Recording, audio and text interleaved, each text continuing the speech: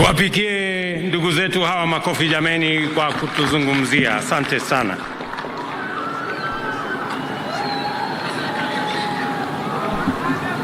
"60 years ago, on a day like this, Kenya took its final step of the freedom struggle to become a sovereign republic. I am delighted to have the privilege of leading our nation in celebrating this milestone in our journey to national independence. According to the vision of our forefathers who fought for this country's freedom, independence was intended to bestow on us the gift of political as well as economic self-determination. This anniversary gives us the opportunity to gather as a family and reflect together on how we have fared over the course of 6 decades. It is clear that we have made undeniable progress on many fronts, and as a result, our nation has come a long way in the right direction. Before that first Jamhuri Day, Kenya's sovereignty was exercised by an unelected foreign and colonial power for the benefit of an occupying minority. We have since matured from a single-party state to a competitive, multi-party democracy and a devolved system of governance with robust checks and balances under the Constitution that was ratified by the people of Kenya in the year 2010. Along with the maturity of our democracy, Kenya's institutions of governance have evolved significantly. Parliament, for example, is now, more than ever, an independent, assertive organ of government with its own calendar and its own budget.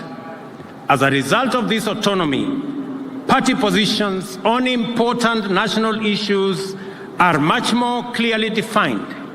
And whenever circumstances and the national interest demand, bipartisan engagement across the political divide is pursued in a structured manner. Proposals currently before Parliament on the enhancement of the autonomy of our county assemblies prove that our assemblies at the county level are also making encouraging progress in their maturation into independent watchdogs, policymakers, and representatives of people at our counties. Devolution is growing its roots deeper to connect with the soul and spirit of our nation. We have consistently allocated more resources and made them available on time, and supported measures to further empower county assemblies to become good stewards. Our political culture has also evolved considerably. We are now committed to making sure that at every election, our democratic competition is less about personalities and tribes and more about issues and the national interest. As a result, the last general election, which serves as a very solid beacon of this new direction, reflects the true will and confidence of the people of Kenya in democracy.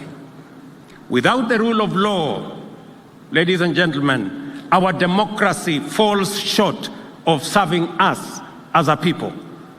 The judiciary, which is our nation's foremost anchor of the rule of law, continues to grow in its capacity to authoritatively discharge its constitutional mandate and make justice a right of every Kenyan.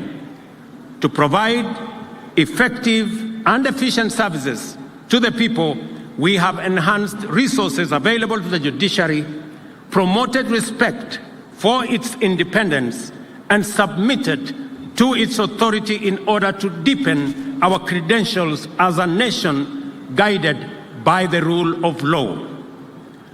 To complete this framework of institutions designed to safeguard and promote constitutionalism and the rule of law, our constitutional commissions and independent officers have evolved to discharge their mandate in accordance with the Constitution and in the most constructive manner in support of good governance. The IEBC, Commission for Revenue Allocation, the Salaries Remuneration Commission, among many, have lived up to their constitutional expectations and Kenyans' aspirations.